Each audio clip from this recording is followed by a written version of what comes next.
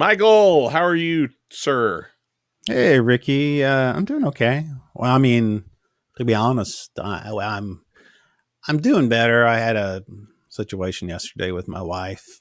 It A, was a situation with your wife? well, yeah. I mean, we had those discussions that sometimes doesn't always go well, and she was on me. She was getting on to me about me, being like a child, telling me that I need to grow up, telling me that I need to pick up after myself, that, I shouldn't leave stuff around the house, that I'm always inappropriate, at the, the most crucial times, Anyway, she was just telling me to grow up.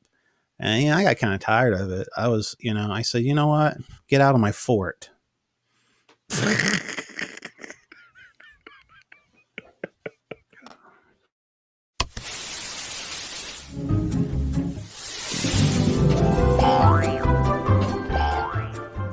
It's the Speaking Nerdy podcast with your host, Mr. Mike Schilling. And my good friend and compadre, Mr. Ricky Poe.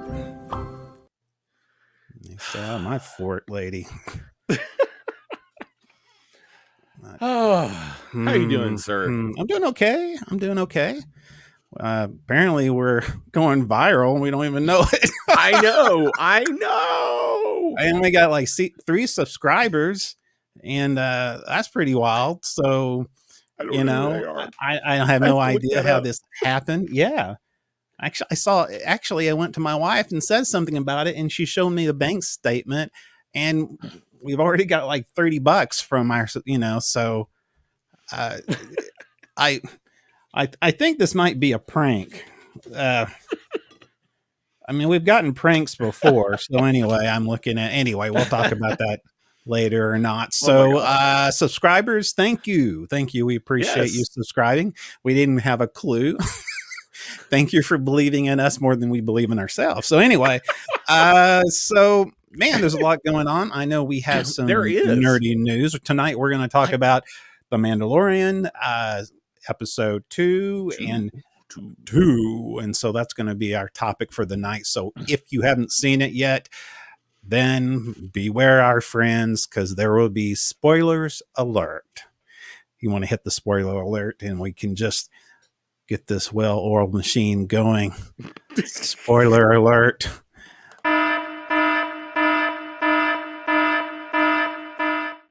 We just lost our subscribers. And I can't. I was trying to make it as obvious. For a brief moment, I was thinking, wonder how long I should let him go before I put him out of his misery. Yeah, so that was. We have some fun on this show.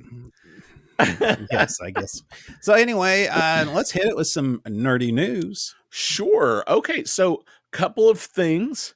Let's start out with something that is kind of all over the place right now. We are recording this on a Sunday afternoon.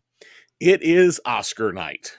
Yes, it is. The red carpet is in full bloom. Well, It's not red this year. It's kind of a beige. I think they're calling it champagne. Actually, I read some article and it gave some weird name to the color. And I'm like, no sense. What's that all about? It's beige. I don't really understand.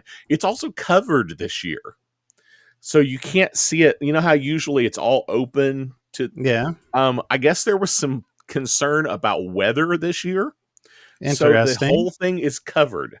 So there's like drapes in the back that are red, but the carpet is beige, and they did have some weird reason for it, but I don't remember what it was. Some commentators said, hopefully that means there will be no bloodshed on the red carpet, on the carpet this year. Hopefully not. Yeah. Well, I mean, a lot has happened, and we are hoping for a uneventful Oscars this year. Hopefully there is no repeat of the slappening from last year. Hopefully not. I mean, stuff happens. But lots of nerdy movies had some nominations. So here's hoping that maybe Marvel gets some wins this year. Exactly. And Star Wars as well. But we'll have to wait and see. 1 minute. what those are? Let's see. Oh, well, yeah. Let's not have that happen again. Nope, we don't want that No, again. no, we want that again. Okay, now go ahead back again. So the other that's just kind of a general thing. We this episode will go out after the Oscars have happened. Yes, We don't know who won yet because we're no recording clue. this before. So That's I don't right. know if that's nerdy news or if that's just informing Well, our audience of why we're not discussing the Oscars. Exactly. So, Or you may not want us to. I don't know. so number 2, and this isn't so much nerdy as much as it could affect some of the things we enjoy watching.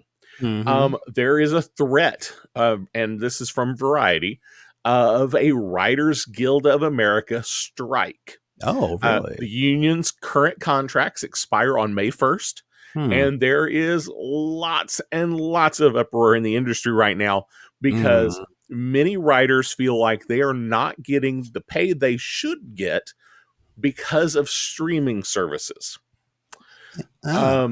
So this is kind of one of those weird situations where streaming might not have been as big a thing when you wrote this movie 10 years ago. Yeah, exactly. And you're expecting a big payday because now the movie that you wrote 10 years ago is showing up on Netflix. Netflix, yes. But your old contract didn't give you as much credit as you thought you should have gotten. So lots of big uproar in how those contracts will be written in the future and what the next contract will be. So if that happens, if there is a strike, many of the scripted shows that we might like on TV will probably go on hold for a while, and we'll get lots and lots of reruns. Now, current films will continue their process of being shot because the scripts have already been written. Already. But they won't have writers on set to help punch up scenes or fix continuity issues if things get changed or need to be changed during shooting, which happens a lot. Yes, exactly.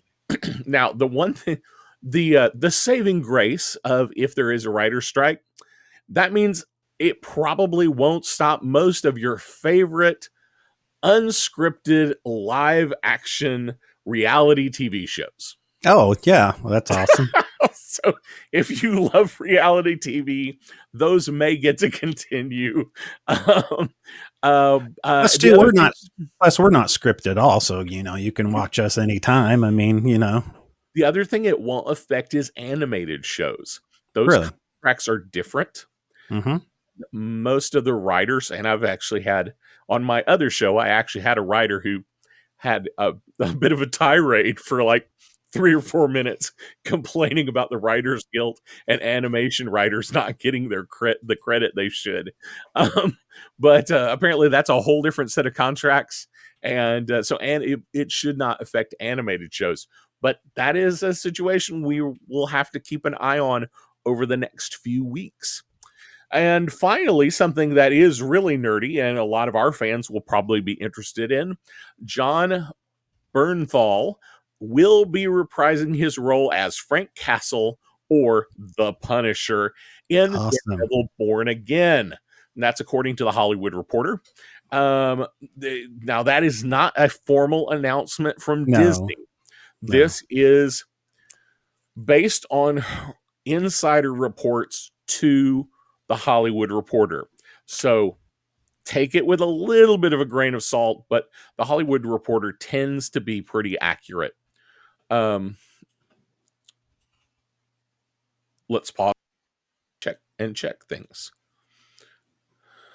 When I talk, it seems like it cuts you out. So I'm wondering if that may be the echo cancellation, but if we don't, you hear me on your recording. Gotcha. So, gotcha. Okay. So yes, it does. But okay, so this is all an edit. And this is more for your benefit. What I have been doing lately is I take the video, as long as the video is okay, I take the video from the mix that we send, and then I take our individual local recordings audio, and I use that audio. Oh, okay. because the local recording audio doesn't get paused when you and I overtalk each other. Gotcha. That's right. That makes sense. So Okay. it sounds actually better than this would if we were live. Oh, okay. Well, that sounds good. Okay. Okay. So Okay. now back to this. Let's see. According to the Hollywood Reporter. Now,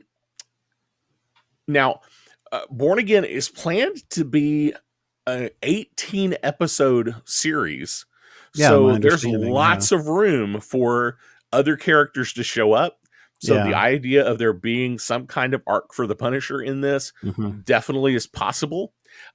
It is supposed to. The title is from a series from the comics called Daredevil Born Again. However, it's possible that this series is, if it's going to follow that, it may only follow it very loosely. Yeah, because exactly. the Punisher was not in that at all, and would not have had a part. Now we already know that Charlie Cox and D'Onofrio are going to reprise their roles as Daredevil and as the Kingpin, respectively, and they will also be appearing in Echo. And it sounds like Echo is going to lead right into Born Again.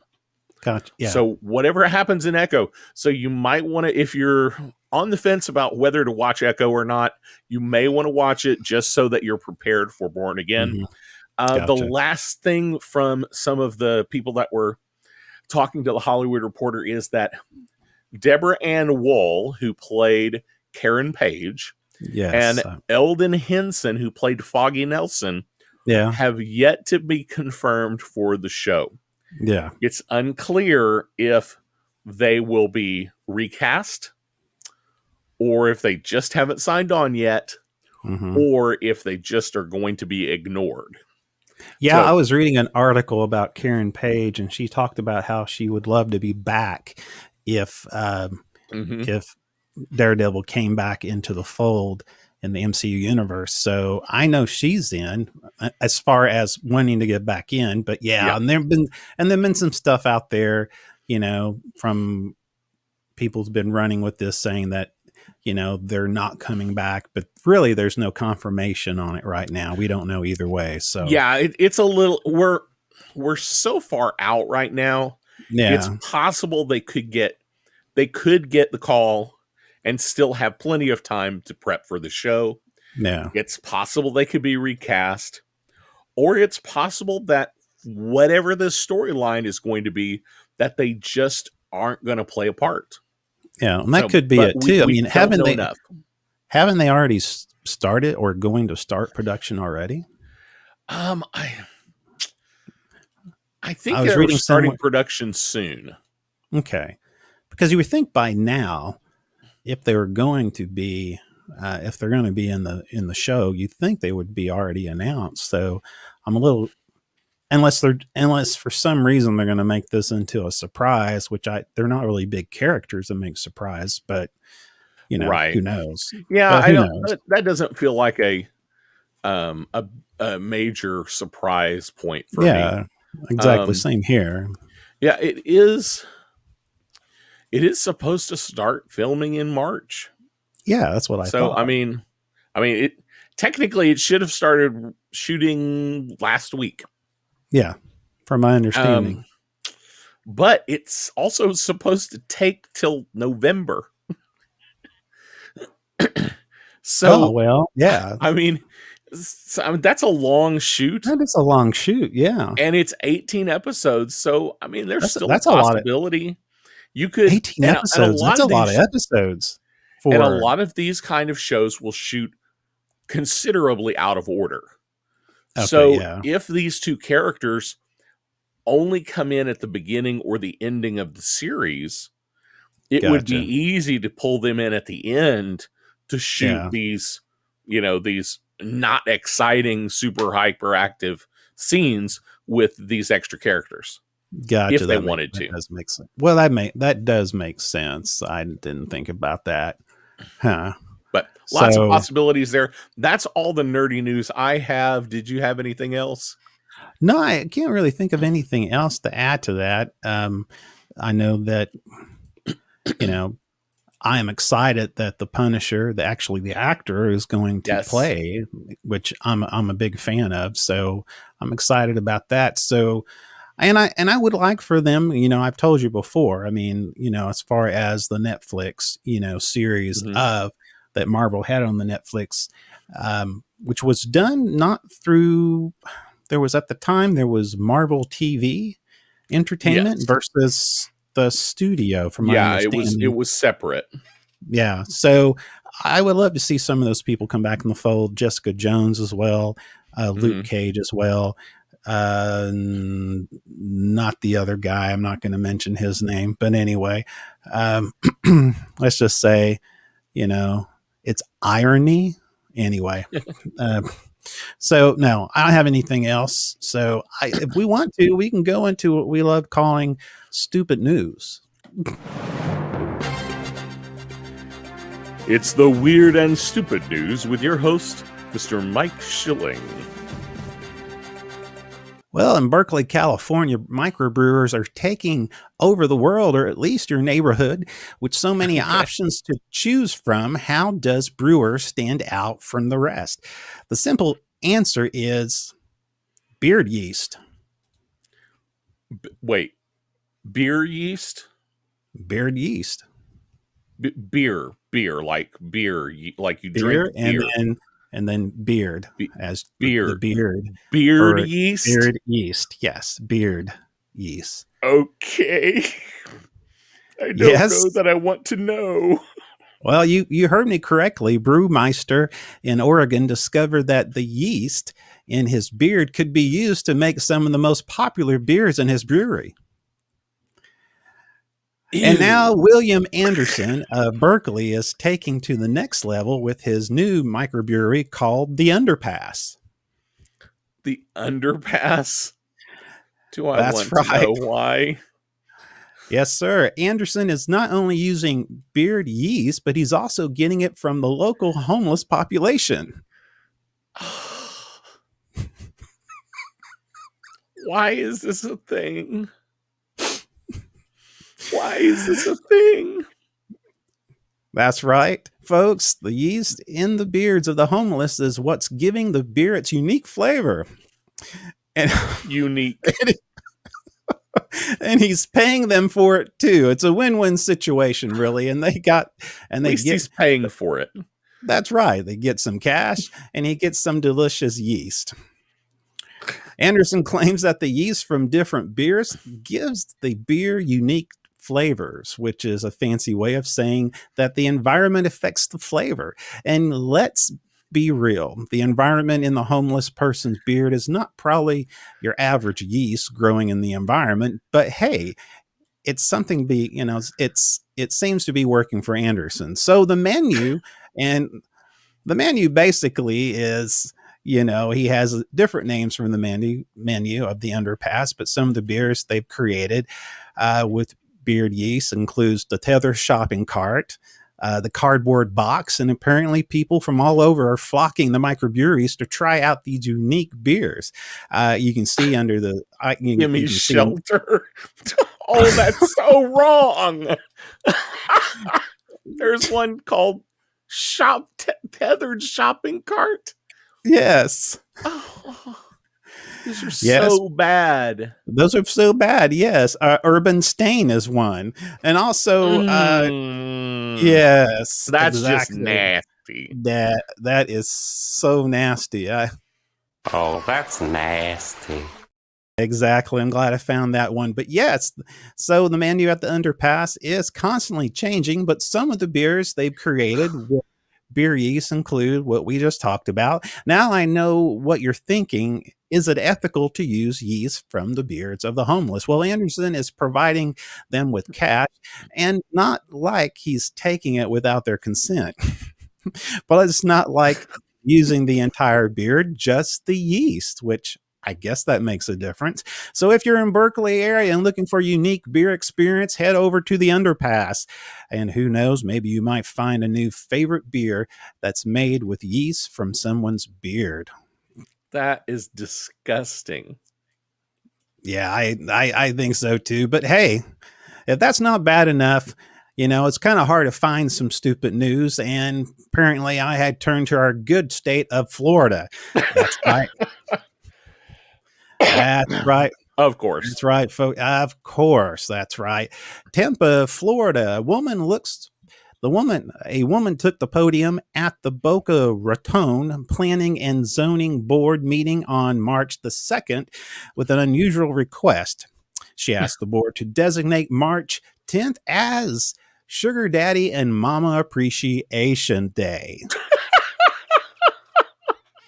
That's right. Oh my gosh. That's right. The woman who identifies herself as Ashley Cream.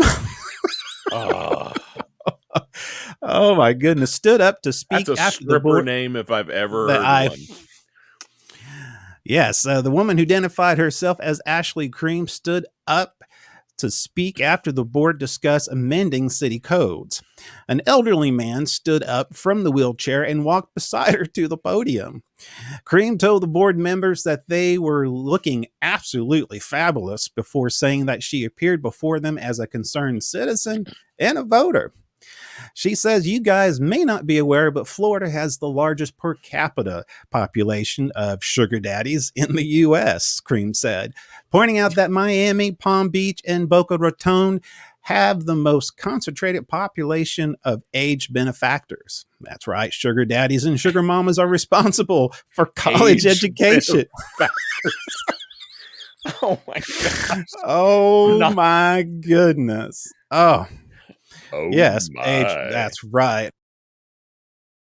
That's right. Was that what you meant to hit? I guess so. I don't know. Get off my lawn. I don't know. But anyway, she said age benefactors support the local economy. She said also, Cream said, gesturing that, here we go. Sugar daddies and sugar mamas are responsible for college education, cars, home, rent, jets, Birkin bags, and occasionally body enhancements. But Cream said, gesturing. But Cream said, gesturing to her chest, but not me, though. I'm all natural. She said that the age benefactors support local economy. She said, I'm requesting you to decree Sugar Daddy and Mama Appreciation Day on March 10th to honor those who have given us so much, Cream said. She said, thank you, and I love you all. Bye. Board members seemed puzzled by the request. Honor Steve L., a council member, said, thank you for that city's council issue. Then the woman wheeled an elderly man out of the room in his wheelchair. And that is the stupid news.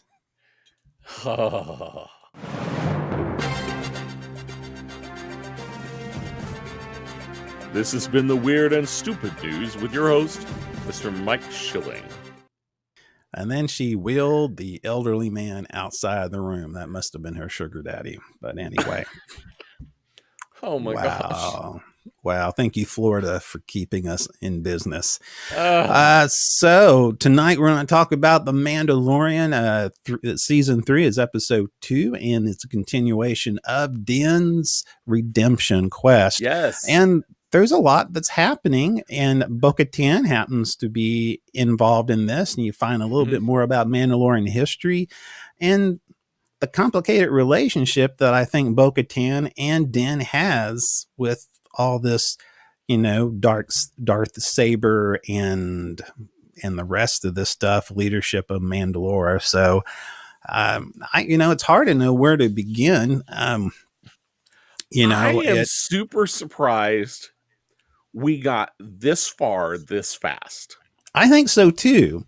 And it makes me wonder what's going to happen afterwards.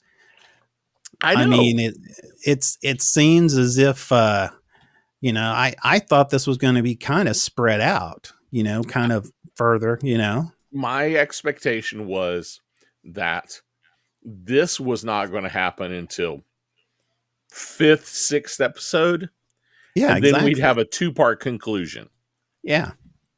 So it sounds like to me it almost sounds like they're setting us up for something else.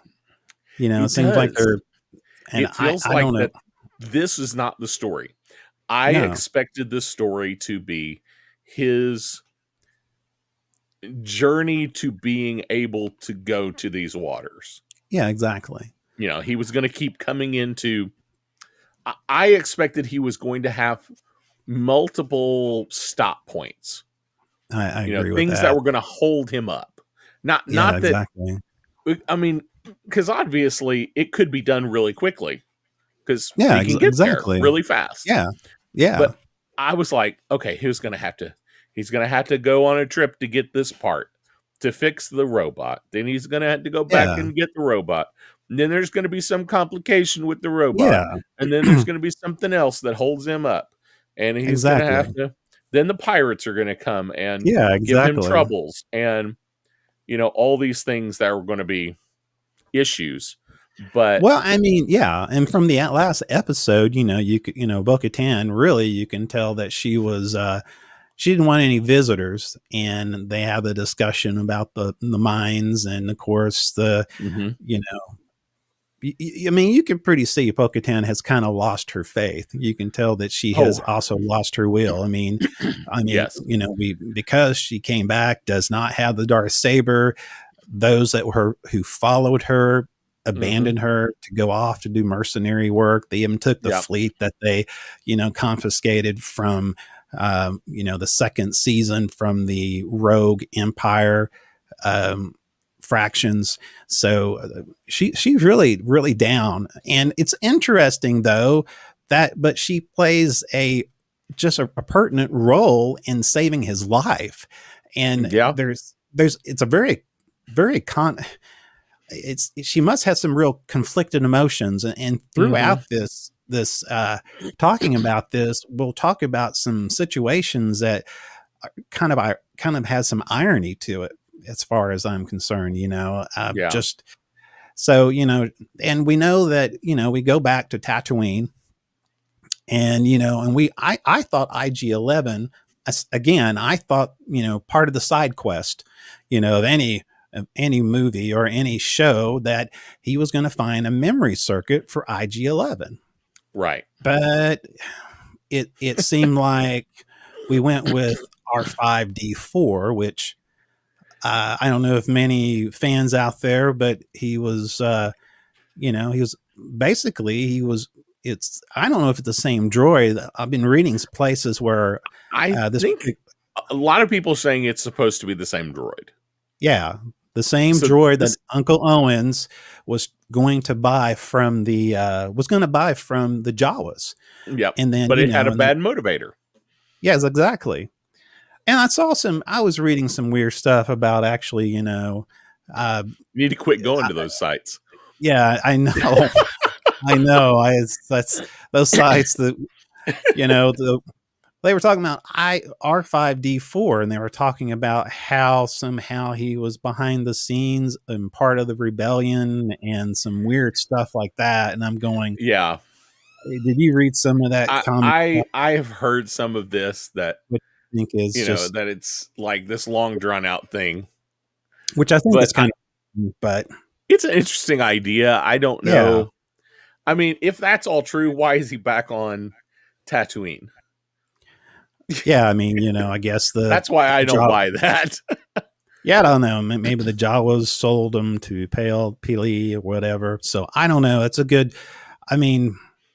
so anyway, that's a weird deal, but it's kind of funny. It's almost like the exact same scene where Den is Den is being convinced that this is a good R2, unit, and and of course, she pats the android and it falls apart, just like with Uncle Owen back in the New Hope. So there was kind of this, I don't know, this nod back to that scene in a way. So, but yeah. So at this point we have, R5, who again ends up going into this, I guess, this exploration, this redeeming story of going back to Mandalore. So, and apparently the R5 is he's not as brave as R2. Let's put it that way. He's not he's not your warrior. He's not your, brave soul or brave droid, however you want to put it. So, but I think throughout this, I think the main theme is for me in this show is the relationship between Bo-Katan, her, uh, you know, her trying to grapple with what happened in her past. Her family was royalty that hold the Mandalore together, and now that she no longer has a Darth Saber, she's having to basically reminds her of the several ghosts in her past, and especially coming after Din, and of course we all, if you've seen it, and Din returns to Mandalore, and it's breathable, and I think that, and then it goes from there. Yeah, but they had some There's an interesting line where he says, "She's right. It's not cursed." Yeah. And then he tells her it's not cursed, and she goes, "Are you sure?" Are you sure? Yeah. And Exactly. I was like, that's interesting, because he's referring to some ambiguous curse that exactly. that may be, that it's kind of, I think he's thinking of some spiritual curse that has made the planet,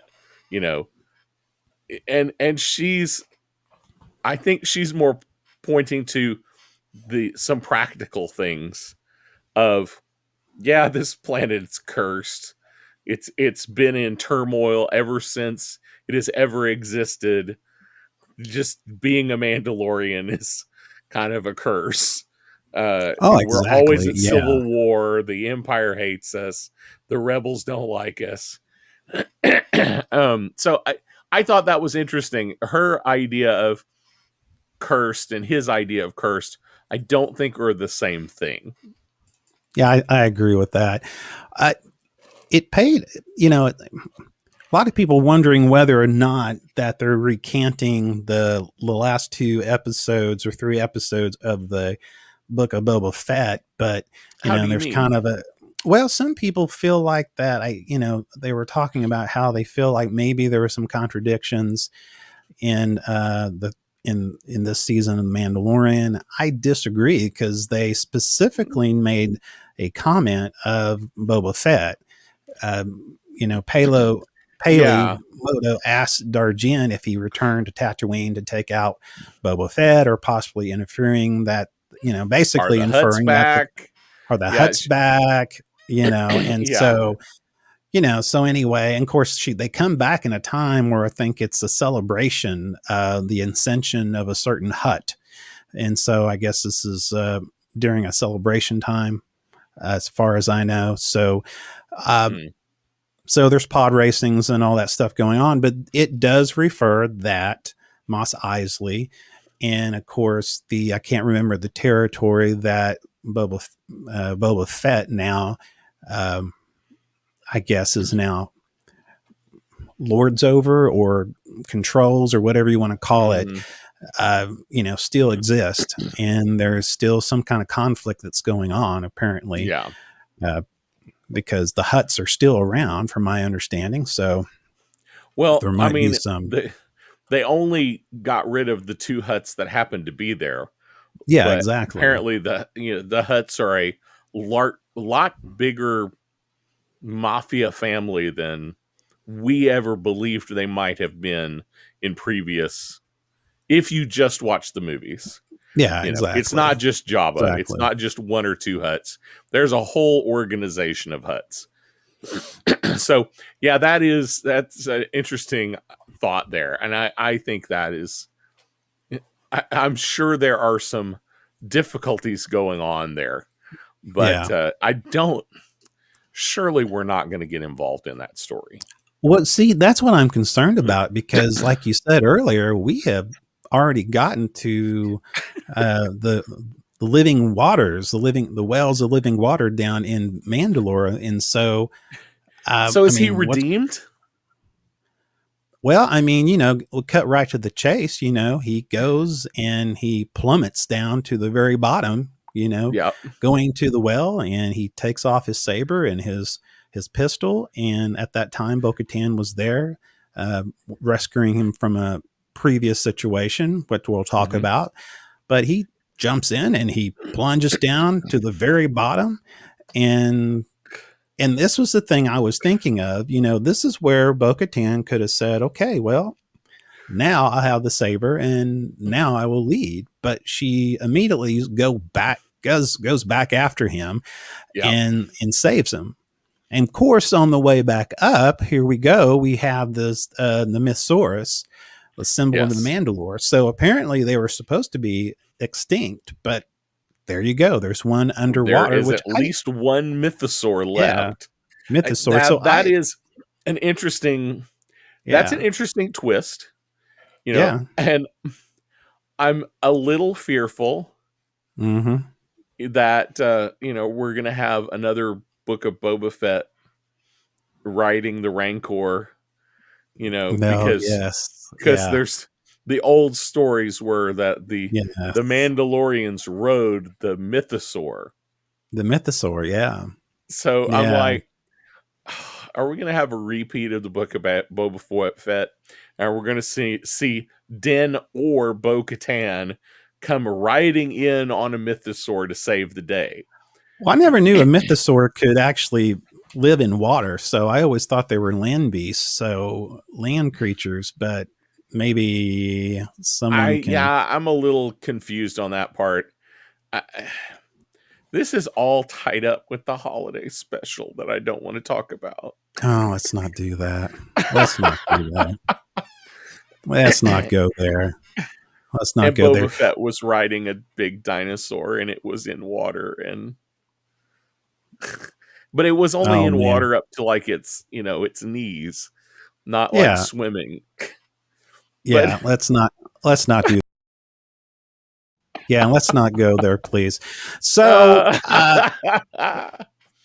well, the other thing too, it's like, what do you think about these characters who kind of remind me these creatures that kind of remind me of the Land of the Lost?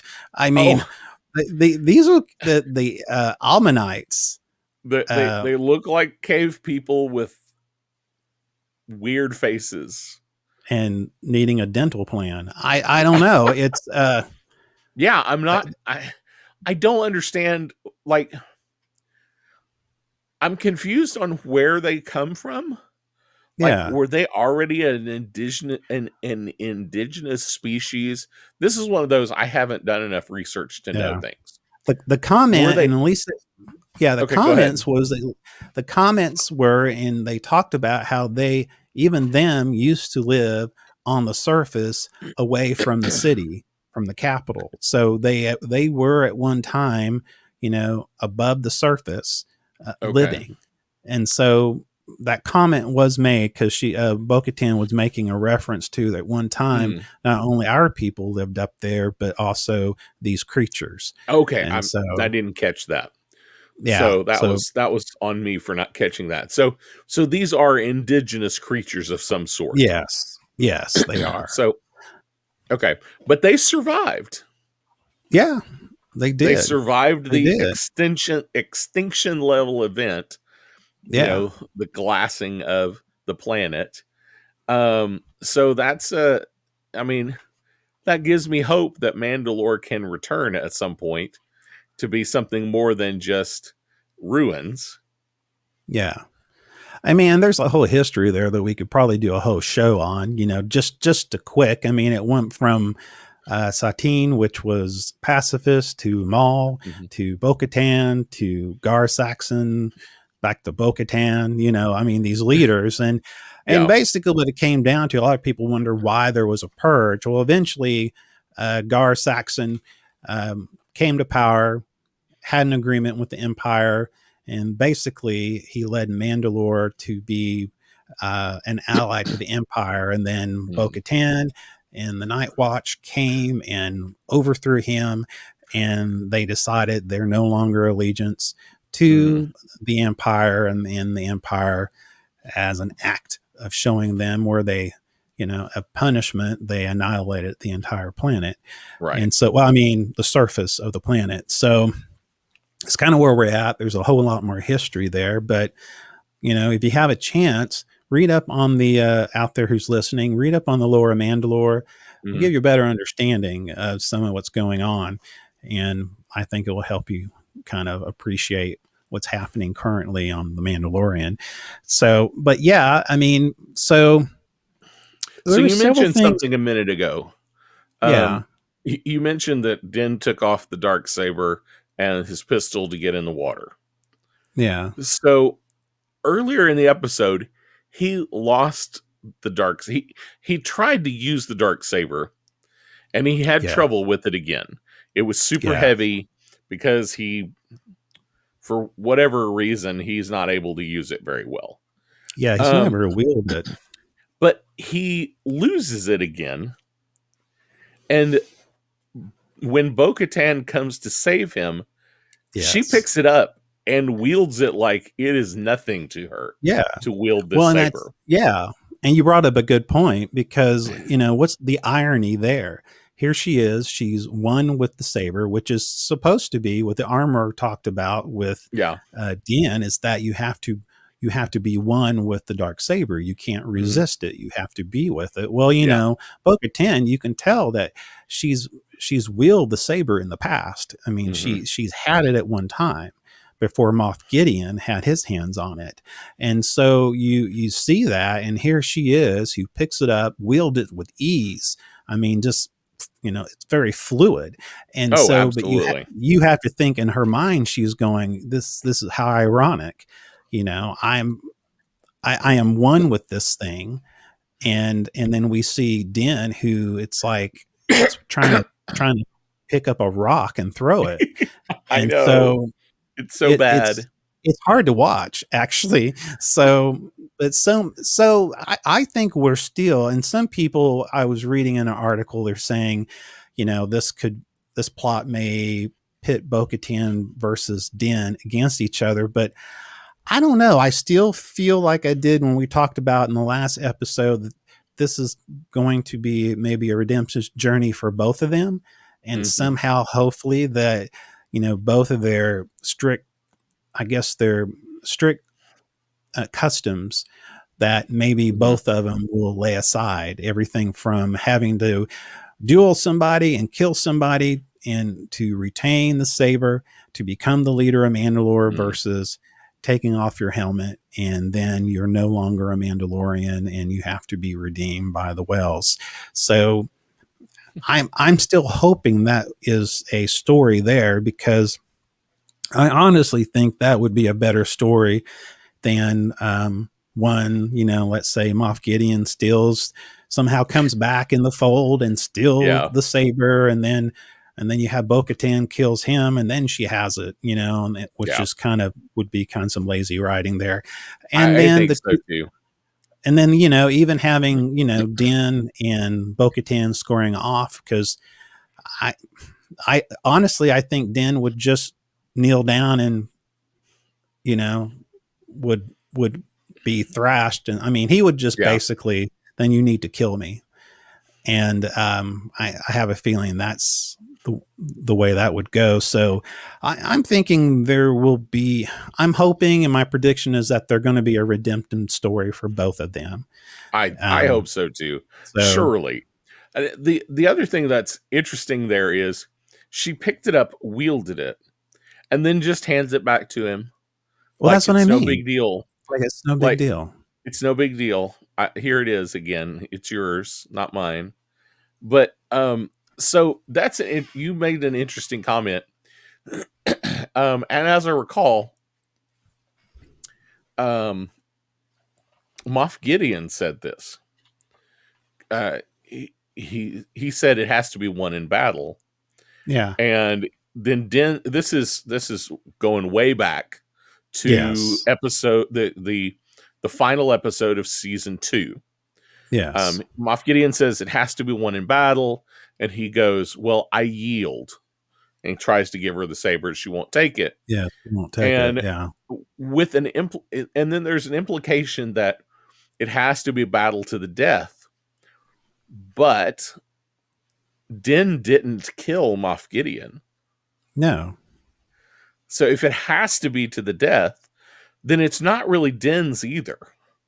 No, that's exactly right. So that's a very good not, observation. I don't know if that's a plot hole or just one of those weird, those weird, I'm being manipulative to people. I'm not sure where that really goes, but I mean, will that play? I'm very conflicted. Will that be? I am too. Is that going to play later on as that it's going to be? I don't know. I think that's what makes me a little bit afraid that it's going to be a simple Moff Gideon gets it back and then she kills him to gain the saber back, which I think it's fine. It's just super predictable. Yeah. I would rather deal with because basically there's great opportunity to deal with the relationship between Bo-Katan and Din in this area. And I think this right here within itself is intriguing to me. And I think there's enough there to carry throughout this entire season. So that's if it's done right. So my big question is Din's redemption arc over? And that's a good question. His whole purpose was to go bathe in the waters of the mines of Mandalore. Yeah. And he has. Yeah. Now, Bo-Katan had to jump in to save his life from a mythosaur. Exactly. Yeah. But I mean, he's bathed in was he supposed to say some particular thing? And if he doesn't finish saying it, it doesn't count? Does he have to do something special in the water for it to count? Yeah.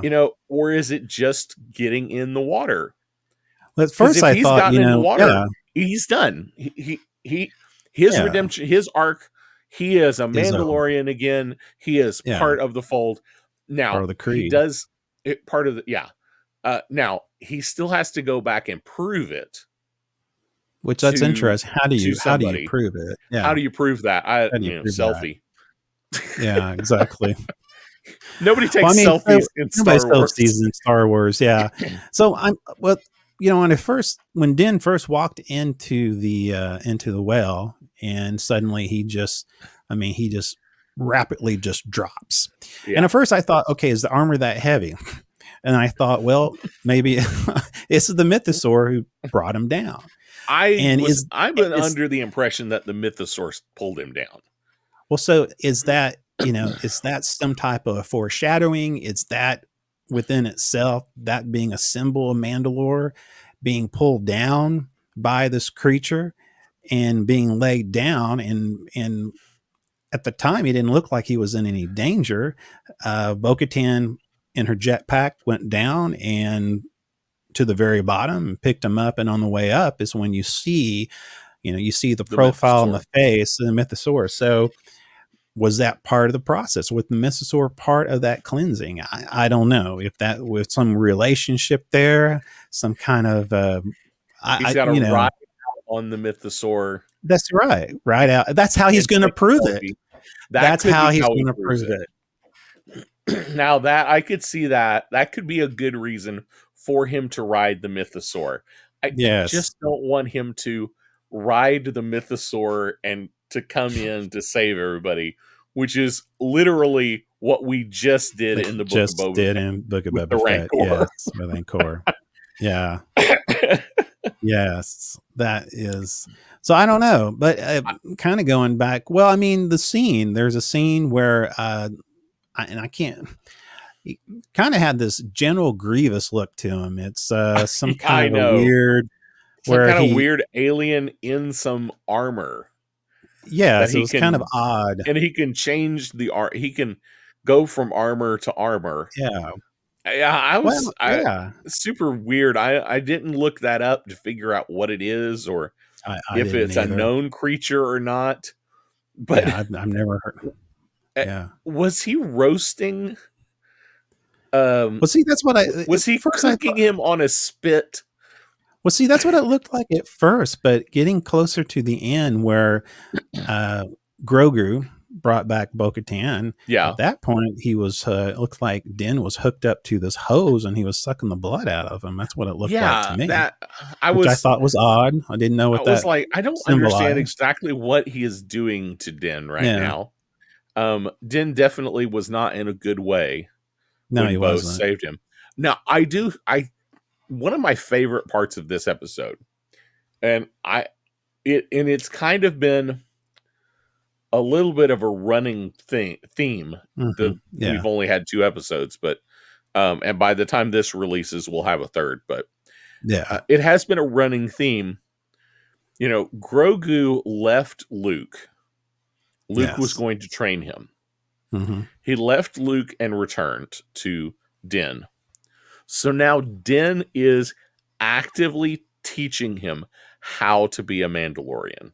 Exactly. Yeah. And I absolutely am here for it. I love it. Yeah, I love it. How do you teach this little tiny green guy to be a Mandalorian? I'm not sure, but Din is doing his best to do it. Yeah. Yeah. He's teaching him how to navigate, which I think is funny. This whole idea of, okay, I think this is funny. I don't know if anybody else thinks it's funny, but I thought it was hysterical. Bo-Katan says, this little guy's a pretty good navigator. No. He's not a great navigator. No. Din pointed at a planet and said, or a moon, and said, this is where we went to see Bo-Katan. And then when he got back to the ship, he yelled at R5D4 and said, take me to that planet. Exactly. Yeah, exactly. And I was just like, oh my gosh. That is not that's not a great navigator. Not navigator. No, it's not. That is learning to talk to your droid. Exactly. Well, you see the other thing I saw too was Grogu starts, you see some mimicking of Yoda in some of what Grogu is doing. Like he flips, remember the battle back in the Clone Wars where he's flipping around, Yoda's flipping around against Dooku, and they're in this big old fight. And I thought the same thing. Yeah. When he starts jumping around, I was like, oh, we got Yoda things going on here. Yeah, exactly. Yeah. So that was interesting. I really am enjoying this season. I'm just not sure where we're going anymore. I it's the biggest thing too. There's a certain line when Grogu goes back because Din says, "Go get Bo-Katan and bring her back," and so he goes, and of course there's a little chase and his little flying little pod that he has, and so he takes off, and Bo-Katan is told by, I guess, one of her minion robots that she has a visitor, and she sees the N1, and she says, we're going to get rid of him for once and for all. And I thought, well, what does that mean? Does that mean you're going to kill him? Does it mean that, so she goes out. What she meant there too. Yeah. So, and then all of a sudden, she's telling him, what are you doing back? I want to be left alone. And then all of a sudden, here's a little Grogu pops out. And then there's this look of dread going, where is he at? And so next thing you know, she goes. And what makes it interesting, what is that bond that's making her do that? I mean, she's mad at the Watch because she feels like, not the Watch, but the children of the, what's the name of the children of the Watch? Is the children of the Watch, I think. Yeah. Yeah. Not the Night Watch. Anyway, children of the Watch, the very cultish, Mandalorian clan. She's mad at them because she felt like they basically, just left them to fight alone against the Purge. And of course, she's upset too that, I would assume she would be upset that here is Din, who has the saber, who can't really wield the saber. And here I am. Mm-hmm. She is on alone in this castle where she has, leading nobody. Yeah.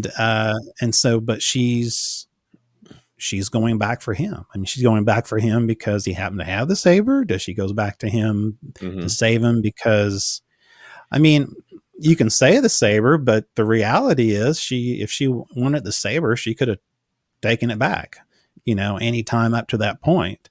Yeah. If she wanted to face him in combat, but there's something there, and I'm not for sure why. I'm not. So, again, I had someone in an article I was reading. I was going to say, this is a strange issue for me. Not an issue, but, I mean, I know all these things happen because that's what the writers decided. Yeah. But at the same time, I'm like, so what motivates her to go save Din other than the dark saber? Yeah. That's the only thing I can come up with is she went to save him because, one, he has the dark saber. Two, because he has the dark saber, he technically is the leader of Mandalore, and she feels a responsibility because that is her belief system, that whoever holds the dark saber is the leader of Mandalore. So I must go serve this person. So those are the only two reasons I can come up with for why she would even bother trying to figure out where he went, why Grogu's here, why she's willing to do as much as she's willing to do. And like the whole, the whole bit where she goes, "Oh, you'll never find the mines if I don't take you." Yeah. You never lived here. You'll never find it. So I'll take you. And she takes him, and she takes him on a tour, and hold on, let me give you the whole tour. And she reads the inscription on the thing. Yeah, I was like, that is so, oh, you're a tourist. Let me show you around. Well, there's the scene after she saved him from, reminds me of General Grievous lookalike type of droid, some creature, but they talked about the creed, and he said, the creed is the only thing we have to bring us together. Right. And she said something, I took the creed, she talked about the creed and being the princess and, going through this, she said, a public ceremony. She said it was nothing but a public ceremony. And I believe that some of the stuff that I don't think she wholeheartedly believes a lot of the fables of Mandalore. And totally with you on that. And I think the one thing was before he went into the deep, inside the well, she read to him the statue. There was a statue, and it talked about the fable and the Mythosaurs, which it almost as if she doesn't believe in that fable. So what's going to happen now that she went down, she went up, she saw this thing that she thought was a fable. There it is in front of her face. They come back up. What is that going to do in her belief system? Yeah, I mean, at this point, it feels like they are both going to continue. It feels like she is going to return to believing more strongly in the Mandalorian ideals. Yeah. More than just because a lot of people, it seems like in the show, it is trying really hard to point to she only feels like she's the leader because of blood. Yeah. Not because she really feels like she's part of the Mandalorian. She's not, it's like she feels like she deserves it because of who she is, not because she really wholeheartedly believes in the ideals. Yeah. But I do think this is going to change that in her character. I think she's going to come back to believing in some of the ideals. And now she may never return to, the ideas of the Children of the Watch with never removing your helmet. Yeah. But I do think through this process, it's going to be more than just, I deserve it because of blood. Yeah, exactly. It's going to come to, I am the leader of Mandalore because I believe in what Mandalore stood for. Yeah. I think she's going to get there. At least that's where it's pointing to. What do you think they're going to in the next episode? Do you think that it's going to lead to Din going more back to the Child of the Watch and trying to prove himself? Or do you think after this, something's going to interfere with that? And I mean, the thing is that I don't know. We're moving so fast. So fast. I know. That's what I mean. It seems like that is what the next episode should be.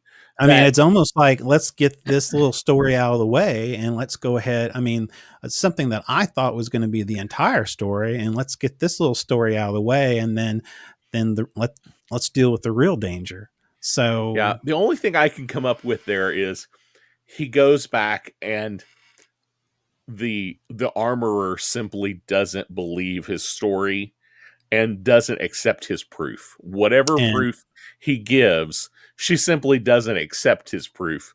Then he stays an outcast as far as stays an outcast, and finally it's almost like, well, why should I even wear the helmet? And yeah, he's an outcast, and Pascal finally gets some FaceTime.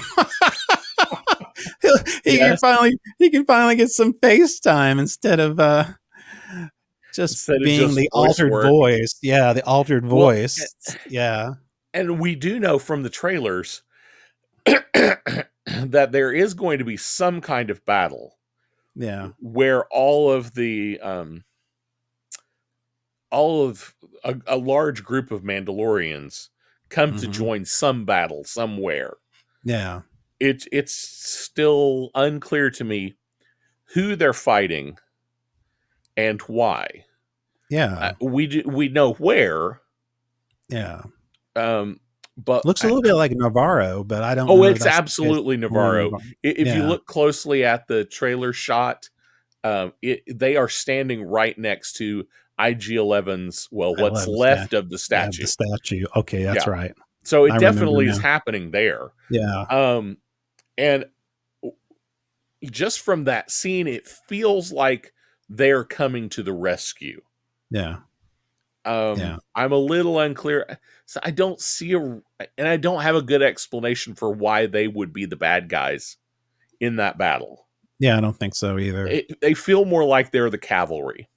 Yeah. Now the question is, who's leading that drive? Yeah, exactly. Is it Din or is it Bo? Or both? Or is it Din in trouble and Bo-Katan comes to his rescue and somehow that's the part I'm not quite understanding. I'm not sure how we'll get there. I feel like that's probably going to be pirates. Yeah, it makes sense. It is Disney. Maybe they'll bring like Pirates of the Caribbean and mash Star Wars together, and they have a new ride. So that would be awesome. Yeah. Star Wars Mandalorian Pirates of the Mandalorian ride. Mandalorians of the Caribbean, something like that. There you go, something like that. You go. Some combination. There you go. Another idea. We always have ideas. So I am looking forward to the next episode. I am too. I feel like this is going way too fast. Yeah. But I don't know what I'm maybe this story arc is really going to be all about Bo-Katan and not really about Din. Could be. I mean, last story arc was more about Grogu than it was about Din. Yeah, that's true. Could be a vehicle for that. I mean, I think Bo-Katan is fascinating. And if you get a chance, like I said, and you get a chance to kind of look at the history of Bo-Katan and going all the way back to even the Clone War animation series, because basically this is an animated character that's came to life in live action. So there's a lot there. Think we'll get a spinoff show?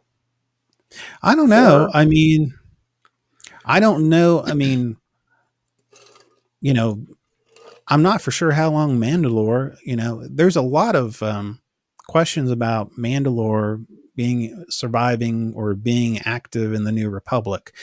And I don't know a whole lot. I don't know if there's any storylines that I don't know of, whether it was legend or now, so I don't know. That would be interesting. But yeah. I'm not sure where we'll go on this. I'm along for the ride at this point. Yeah, I am too. So I'm fascinated what happens next, after Din's been dragged out of the water by Bo-Katan. What's going to happen next? So that's all I have. I don't have anything else. I mean, this is pretty much, I'm looking forward to the next episode. And of course we will be covering the next episode. So catch us again. Absolutely. Time, place. Well, you got that? You give that? I'm so confused of our time and place. Yeah, I'm not even sure. I know. You can find all of our stuff at speakingnerdy.com. Links to our podcast as well as our YouTube channel and our Facebook page and group. And as far as our podcast, you can find our podcast on any of your favorite podcasting apps. Oh, that's right. We release on Thursday or Friday. Yes, I don't have a firm.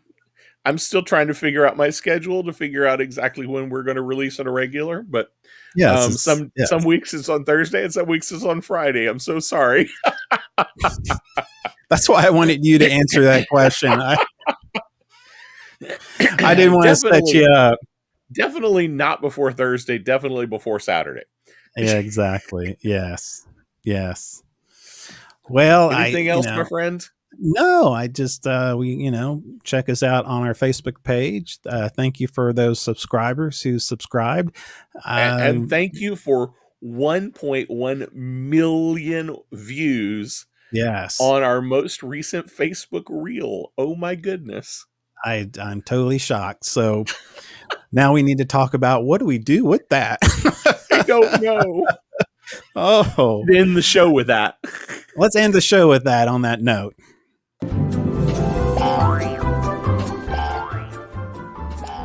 This has been the Speaking Nerdy podcast with your host, Mr. Mike Schilling. And my good friend and compadre, Mr. Ricky Poe. Wow. Pretty good. Pretty good. It's okay. It's okay. Yeah. Another $5 for the month.